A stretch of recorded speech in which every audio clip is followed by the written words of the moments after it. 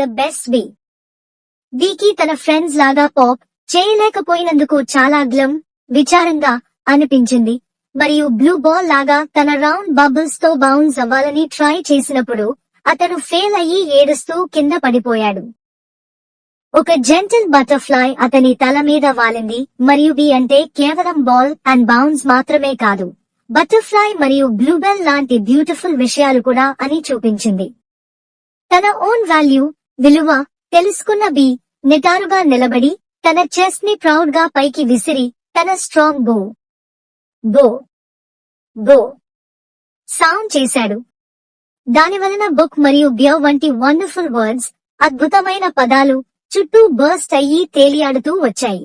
ఆ రోజు నుండి బీ చాలా హ్యాపీగా ఉన్నాడు. ఈ మోరల్, నీతి ని అర్థం చేసుకున్నాడు.